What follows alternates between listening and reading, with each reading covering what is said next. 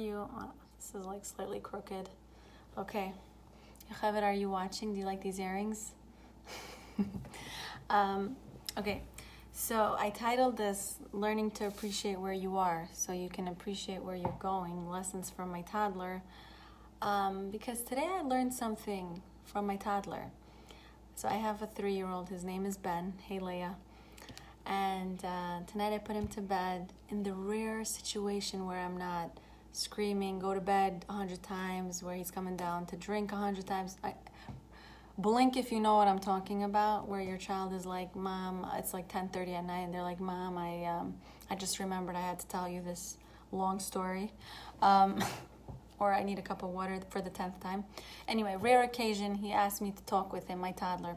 We sit and chat on his bed, like one of those Full House episodes where they there's music in the background type of thing. Anyway, so he says to me, Mom, today Sarah had a birthday party. He's 3. I said, yeah, okay, that's nice. And she starts sharing with me how she blew out the candle. And then he goes into this conversation about, well, his birthday. He says, my birthday's in January, which is true. I guess he learned that from the daycare because I never mentioned it to him. He says, my birthday's in January. I said, yeah? How old are you going to be? And he says, I'm going to be 7. And I'm like, hate to break it to you, actually, you're going to be 4. And he says to me, well, I really want to be 7. And I said, you have to get to 7 by getting to 4, and then 5, and then 6, and then you'll be at 7. And then I was like, whoa. I had this moment of clarity where I'm just like, perhaps you can relate to this, always running towards the next goal. Like, right now you're making X amount of money, but it would be great if you could make X plus 10 amount of money, right? Let's say 10 extra grand a year. It would be wonderful. Like, you have 3 right now, 3 kids, right? It would be wonderful if you had that 4th to make 2 and 2, right? We're always like, well, what would be better than this? But the truth is, to get to that, we have to learn to go through this first. We have to learn really to appreciate being a 3, to appreciate having this much. Because you know what happens when you learn that skill? You will come to that place with that knowledge of how to appreciate that place. Because the same skills that it took you to appreciate how to be a 3 will teach you how to be a 10. You understand what I'm trying to say? And this really is important if you're trying to reach a healthy weight. I was just talking to a really good friend of mine, and she says to me, I just can't get the energy to get that other 30 pounds off. Like, I just lost 37 pounds in the last, X amount of months. And I'm just not as excited as I wish I was to get to my next goal. I feel like it's so far away and I can't get there, and I'm so frustrated that I'm so discouraged and I'm so frustrated with myself. And I'm telling you, my toddler taught me a lot today, and I was just using it on everyone. And I said to her, listen, this is the truth. I'm going to tell you something that I just realized.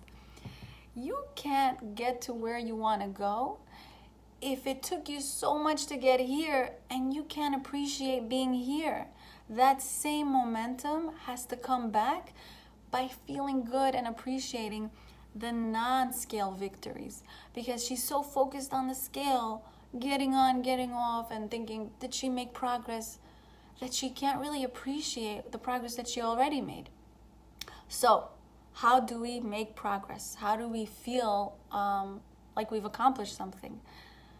The truth is, we ask ourselves different questions. Pay attention to the voice in your head. Really listen to her when she's talking about when you step on that scale, or when you do something that, is questionable in your head. You're getting on that scale and you're looking, the scale didn't move. Or maybe you moved backwards in the wrong direction. And you're like, in your own head, what did I do wrong? This is where we falter. What did I do wrong is important to, we've taught ourselves to always challenge ourselves and think, well, what can I do better? What we fail to do is ask ourselves, what did I do right? what did I do right? Because you're doing so many things better than who you were 30 pounds heavier than you. You're doing so many things better than who you were in the financial situation you were 10 years ago, or in your relationship, the way you communicate last year. You are on a different wavelength. But if you can't appreciate the progress you made, you're not going to be able to really stay in this space in a healthy way, or learn to get to the next place. Because you can't appreciate where you are. How are you going to get the momentum and excitement to move forward with that? Hey everyone who's saying hi to me. I love you guys. By the way, I wanted to add, I'm going to Arizona tomorrow. So if you're in Arizona, I'm going to probably see you, because I'm pretty sure Arizona is a small place. Not as big as New York. I'm joking. I sucked at geography. I'm pretty sure there's more than 10 people there. Okay, so I'm just going to end with, please, wherever you are in your life, there's always going to be a conversation in your head that's going to be like, well, I got to do this now. I got to improve this about myself. Or I need to make sure he's better at this A, B, C, and D. Your husband, let's say. Stop. Can you just stop and appreciate having a happy place in your head? Can you just appreciate the progress that you have? Like, remember when you wanted that thing that you have now?